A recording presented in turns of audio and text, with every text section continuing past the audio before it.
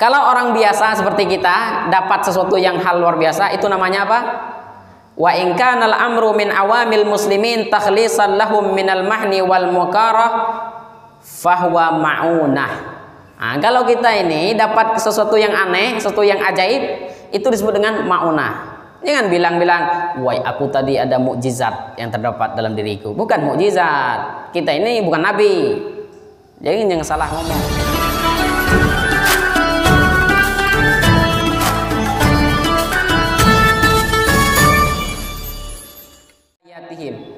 Nabi Muhammad itu diutus untuk seluruh makhluk. Bahkan dalam riwayat dikatakan Nabi Muhammad itu diutus bukan hanya untuk manusia saja, tapi seluruh makhluk, bahkan hewan dan lain sebagainya. Cuman ada juga pendapat mengatakan Nabi Muhammad diutus khusus untuk manusia.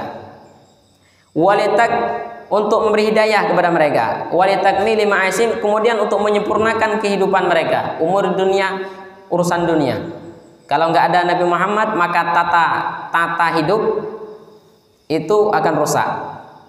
Jadi Nabi Muhammad bukan hanya mengurus urusan akhirat saja, tapi Nabi Muhammad diutus adalah untuk menertibkan kehidupan, baik itu urusan dunia, urusan agama, dan urusan apalagi urusan akhirat.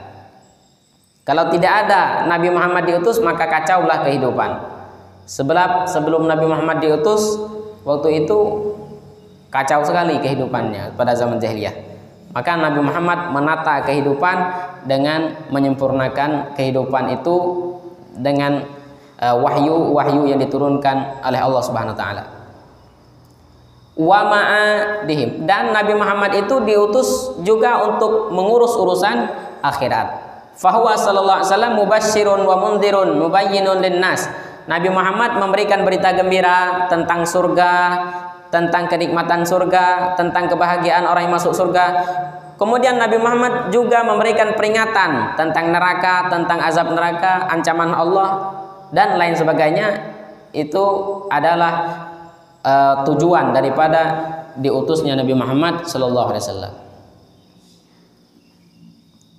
Wa ayyadahu bil mu'jizatiz zahirat, dan Nabi Muhammad dan juga nabi-nabi sebelum Nabi Muhammad diutus oleh Allah dan diberikan mukjizat. Nah, mukjizat yang nyata. Jadi kalau orang dulu yang tidak percaya dengan Nabi, mereka mengatakan itu bukan mukjizat, itu sihir. Padahal mukjizat itu memang benar adanya dari Allah Subhanahu wa taala. Apa itu mukjizat? Nah, jangan salah-salah dengan mukjizat. Mukjizat itu adalah amrun zahara ala khilafil adah ala yadin nabiyyin aw rasulin ba'da bu'itsathu fi waqti da'wan nubuwati war risalah kahiyai maitin wa idamil jabal wa infijaril ma' min bainil asabi. Mukjizat itu adalah perkara yang tidak masuk akal. Nah, inilah dijelaskan tidak masuk akal. Perkara yang tidak masuk akal atau keluar dari kebiasaan di atas kekuasaan Nabi atau Rasul setelah mereka diutus. Kapan mukjizat itu keluar? Mukjizat itu keluar yaitu ketika mereka mengajak kepada agama Allah Subhanahu wa taala.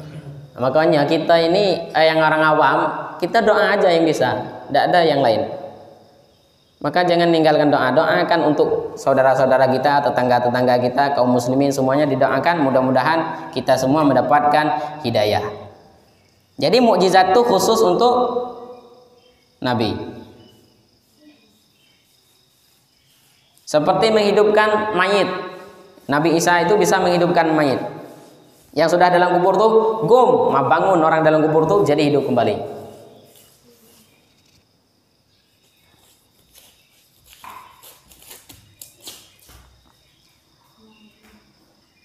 Wa i'damil jabal, dan nabi zaman dulu para rasul itu bisa menundukkan gunung. Wa infijaril ma', dan nabi-nabi bisa membelah laut, membelah air. Seperti contohnya nabi apa yang belah laut?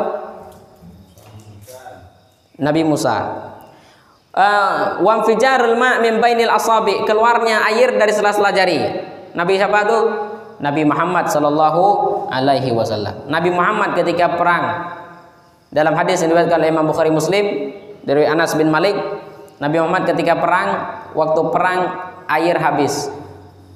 Sahabat ini nak wudhu udah ada air, habis. Nak wudhu mau minum tidak ada air, kehausan. Mau wudhu tidak ada air. Maka ketika itu Nabi bertanya kepada sahabat, kalian ini kenapa sibuk cari air, nggak ada air. Maka ketika itu Rasulullah SAW mengangkat tangannya, lalu keluarlah air dari sela jari jemari Rasulullah SAW. Bahkan dikatakan waktu itu jumlah orang itu 500 orang. 500 orang mampu untuk diselamatkan dengan air yang keluar dari jari jemari Rasulullah SAW. Itu 500 orang. Bahkan kata sahabat dalam riwayat mengatakan, andaikan kami berjumlah 1000 orang, maka pasti air yang keluar dari jari jemari Rasulullah itu sanggup untuk memenuhi kebutuhan kami, sanggup untuk wudhu dan minum. Luar biasanya mukjizat. Dan itu mukjizat itu lebih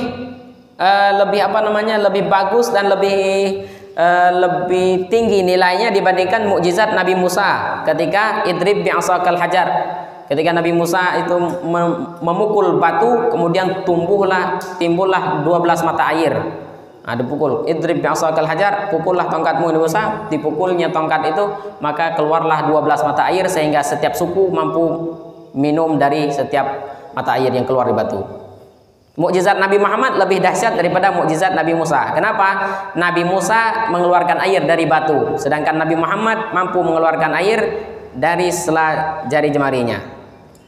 Dalam kitab Al-Bajuri, air terbaik dalam dunia ini adalah air yang keluar dari sela jari jemari Rasulullah.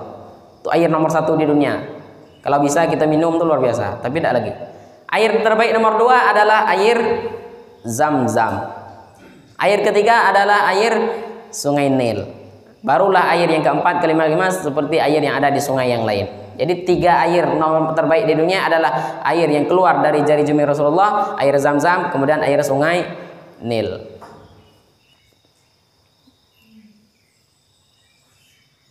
Jadi mukjizat itu memang tidak masuk akal. Nabi Muhammad itu pernah ingin dibunuh. Umar bin Khattab sebelum masuk Islam, Umar bin Khattab itu baga orangnya berani, perang pedang. Diajaknya Umar, ada kawannya 1 orang. Itu Umar itu datang sama kawannya yang kafir itu, datang ke Rasulullah bawa golok. Ini kalau Rasulullah ada rumah nih, ketok pintu, Rasulullah buka pintu, Rasulullah baca surah Al-Haqqah. Tahu masuk, buka Muhammad, buka. Pas Rasulullah buka pintu, Rasulullah natap Ibnu Umar, Rasulullah baca surah Al-Haqqah. Bismillahirrahmanirrahim. Al-Haqqah, mal-Haqqah, ma adraka mal-Haqqah. Nengok mata Rasulullah, itu Ibnu Umar langsung kabur. Tak masuk akal, lah nak dibunuh. Pas buka pintu, Al-Haqqah, mal-Haqqah, ma adraka mal-Haqqah. Ini pedang ini jatuh dari tangannya, gemetar ya, baca surah Al-Haqqah. Itu salah satu mukjizat Rasulullah. Nah, itu mukjizat. Jadi mukjizat itu khusus untuk Nabi. Kalau dalam film sekarang banyak orang bilang ada kawannya sakit, mudah-mudahan Allah menurunkan mukjizat. Mukjizat bukan untuk kita. Nah, jadi jangan salah menggunakan kata. Jadi mukjizat bukan untuk kita, itu khusus untuk Nabi. Orang sekarang kan banyak ngomong itu, mudah-mudahan Allah menurunkan mukjizatnya, mudah-mudahan sakitnya sembuh, Allah turunkan mukjizatnya. Bukan, mukjizat bukan untuk kita. Amma law zaharal amru fi yadi ghairin nabi wa rasul fa in kana waliyan fahuwa karamah. Kalau ada sesuatu yang aneh keluar dari manusia yang dimiliki oleh para wali, itu disebut dengan karamah. Nah, kama fi Sayyidatina Maryam, seperti yang ada pada Siti Maryam. Siti Maryam itu wali.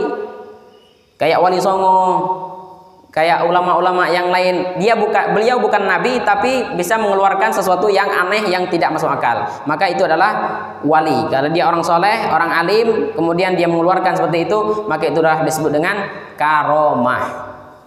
Seperti karomah Siti Maryam. Siti Maryam itu dari kecil faqad kanat fi kafalati Zakaria alaihissalam wa kana la yadkhulu 'alaiha ahadun ghairuh wa kana idza kharaja min 'indiha aghlaqa 'alaiha sab'ata abwabin wa idza dakhala 'alaiha wujida 'indaha faqihatus syatta fi sayf wa faqihatus sayf fi syatta.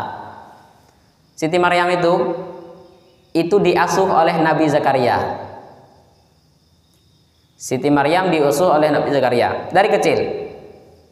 Siti Maryam itu ditaruh di dalam kamar. Kalau Zakaria ada di dalam, kamar itu dibuka kuncinya. Tapi kalau Nabi Zakaria ini mau keluar, maka 7 buah pintu, 7 kunci ditutup semuanya. Jadi Siti Maryam dikunci dalam sebuah kamar kalau Nabi Zakaria lagi keluar. Ketika Nabi Zakaria masuk ke dalam rumah, Nabi Zakaria menemukan makanan yang sangat banyak. Dan ini aneh, makanannya aneh. Makanan musim dingin ada waktu musim panas. Makanan musim panas ada di waktu musim dingin. Itu sangat anehnya. Dari mana makanan ini? Seharusnya makanan itu musim dingin, ya makanan musim dingin yang ada. Kalau zaman dulu itu lain. Kalau musim dingin ada makanan khusus untuk musim dingin. Jadi makanan yang di musim panas tidak bakal berbuah di waktu musim dingin. Tapi ketika itu berbeda. Saking banyaknya makanan di musim dingin pun ada makanan di musim panas. Fata'ajjaba min dzalika wa sa'alaha an tariqi wusuli dzalika rizqi ilaiha. Maka Nabi Zakaria bertanya kepada Siti Maryam, dari mana asalnya ini Maryam? Makanan yang sangat banyak ini, sedangkan kamu tinggal di rumah sendirian, kamu masih kecil, kemudian rumahnya saya kunci, dari mana datang ini? Maka Siti Maryam menjawab,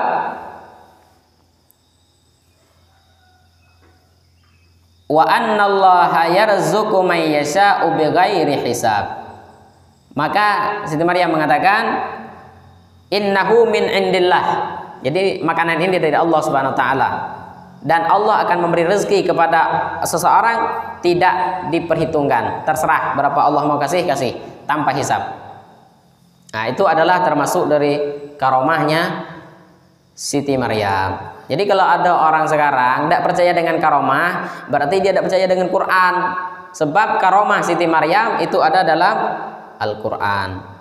Jadi kan ada tuh, itu kekuatan apa itu? Kalau orang soleh memang wajar dia diberikan karomah. Wa kama fi sayyidatina Fatimah. Begitupun juga karomah Siti Fatimah.